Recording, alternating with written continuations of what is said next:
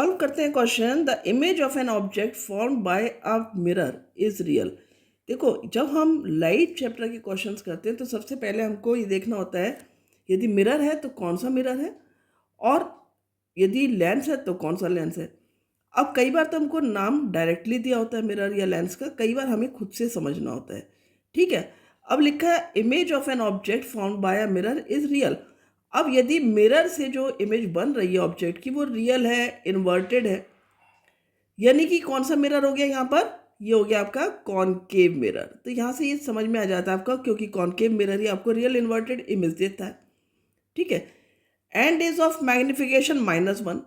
उसका मैग्निफिकेशन कितना है, -1। देखो यहाँ पर भी आपको कुछ चीज़ समझ में आ रही होगी। माइनस का मतलब क्या हो गया कि इन्वर्टेड रियल इमेज, वो तो लिखा भी है यहाँ पर। ठीक है, 1 का मतलब है कि ऑब्जेक्ट के बराबर ही आपकी इमेज बनी है। तो कॉनकेव मिरर में वो केस कब होता है, जब आपका ऑब्जेक्ट सेंटर ऑफ कर्वेचर पर होता है। तो आपको समझते जाना है, क्वेश्चन पढ़ते जाना है और उसको समझ के देखना है कि क्या और क्या है क्वेश्चन में। So if the image is at a distance of 40 centimetre. अब यदि इमेज 40 सेंटीमीटर के डिस्टेंस पर है फ्रॉम द मिरर, मिरर से, where is the object placed. अब हमने देख ही लिया है कि -1 है, यानी कि ऑब्जेक्ट सेंटर ऑफ कर्वेचर पर ही है, तभी इमेज की जो मैग्निफिकेशन है -1 है। और इमेज यदि 40 सेंटीमीटर पर है तो यानी ऑब्जेक्ट भी हमारा 40 सेंटीमीटर पर प्लेस है। लेकिन हम इसको ऐसे तो लिखेंगे नहीं, हमें इसको करना होगा प्रॉपरली सॉल्व। ठीक है, हम इसको सॉल्व करेंगे। दूसरा क्वेश्चन है, एक तो पूछा है ऑब्जेक्ट की डिस्टेंस, यानी कि एक आपसे पूछा है u is equal to what, दिया कि आपको v की पोजीशन दी है, v is equal to -40 centimetre. Minus मैंने क्यों लगा दिया, क्योंकि ये रियल इन्वर्टेड इमेज है जो कि लेफ्ट हैंड साइड बनती है। फिर मैग्निफिकेशन दिया है आपको जो कि कितना है, -1। अब पूछा है where should the image be if the object is moved 20 centimetre towards the mirror. अब देखो यहाँ पर पूछा है आपसे कि इमेज कहाँ बनेगी यदि ऑब्जेक्ट को हम 20 सेंटीमीटर मूव कराएंगे टुवर्ड्स द मिरर। तो सपोज ये मेरा मिरर है, ठीक है, और ये मेरा प्रिंसिपल एक्सिस हो गया, राइट। ये हमारा कॉनकेव मिरर है। कॉनकेव मिरर में ये हमारा पोल हो गया, ये हमारा फोकस हो गया, ये हमारा सेंटर ऑफ कर्वेचर हो गया। तो पहले की सिचुएशन क्या है, 40 सेंटीमीटर वाली है, जो हमने अभी ओरली तो हमने कर लिया कि 40 सेंटीमीटर पर इमेज है, यानी कि -1 मैग्निफिकेशन है, तो 40 सेंटीमीटर पर ही ऑब्जेक्ट होगा। तो ये तो हमारी ये वाली सिचुएशन हो जाएगी। ठीक है, जब हमारा ऑब्जेक्ट भी सी पर होगा और इमेज भी सी पर ही बनेगी। इसको हम बनाएंगे बाद में, लेकिन जो दूसरा है उसमें है कि जब ऑब्जेक्ट को हमने 20 सेंटीमीटर मूव करा दिया, यानी हमारा यदि सी हमारा 40 सेंटीमीटर है तो मूव करके ऑब्जेक्ट कहाँ पर आ गया, यानी कि फोकस पर आ जाएगा। और फोकस पर जब आएगा तो इमेज कहाँ बनती है, इन्फिनिटी पर। ऑब्जेक्ट है फोकस पर तो इमेज कहाँ पर बनती है आपकी, इन्फिनिटी पर बनती है। तो यहाँ तक मैं समझती हूँ समझ में आ गया होगा तुमको। State reason and also draw ray diagram for the new position of the object.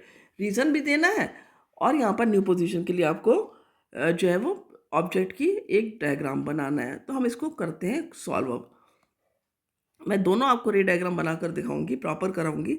ठीक है, तो पहले तो हम देख लेते हैं कि ऑब्जेक्ट की पोजीशन। तो यदि हमें मैग्निफिकेशन और v दिया है तो इससे हम देख सकते हैं m इज इक्वल टू होता है आपका -v/u, राइट। अब u हमें निकालना है, m दिया है -1, मैंने वैल्यू लिख दी। v की वैल्यू दी है -40/u। ठीक है, तो ये क्या हो गया, -u इज इक्वल टू क्या हो गया आपका +40, यानी u इज इक्वल टू कितना हो गया आपका -40 सेंटीमीटर। ये हमारी आ गई u। क्लियर।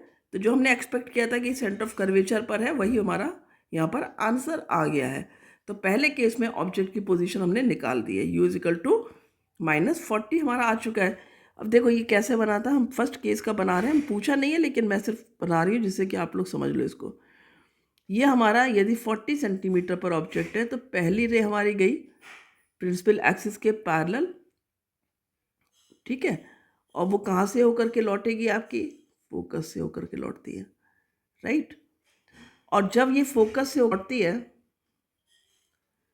अब यहाँ पर एरो लगा दिया आपने, दूसरा आपने कर दिया इसको कि ये फोकस से होकर के जाएगी रे, क्लियर। और ये पैरेलल लौटेगी। तो इस तरह से आपका ये रे डायग्राम बनेगा फर्स्ट सिचुएशन में। ऑब्जेक्ट था ए बी और जिसकी इमेज बन गई A dash B dash, equal size आपको दिख रहा होगा इमेज का, एक ही जगह पर बनी है। तो ये हमारा फर्स्ट केस का डायग्राम है। अब यदि हमने ऑब्जेक्ट को, अच्छा ये डिस्टेंस हमारी कितनी थी, सी से लेकर के एफ तक की डिस्टेंस हमारी 40 है, तो एफ से लेकर के पी तक की डिस्टेंस 20 होगी। तो हमने दूसरे केस में क्या करना है, 20 सेंटीमीटर इसको शिफ्ट करना है। तो यानी ये हमारा यदि मिरर है, अब यहाँ पर ये एफ और सी हो गया इसका, और हमारा 20 मीटर शिफ्ट किया है, यानी हमारा ऑब्जेक्ट कहाँ पर आ गया, फोकस पर।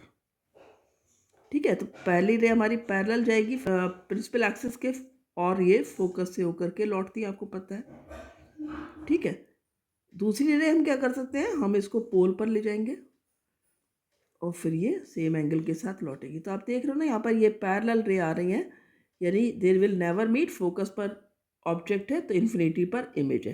तो हमसे वही पूछा है, where would be the image be if the object is move 20 centimetre towards the mirror. Image will form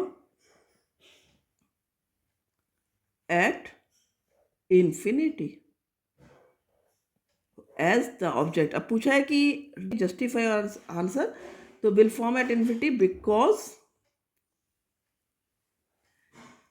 now object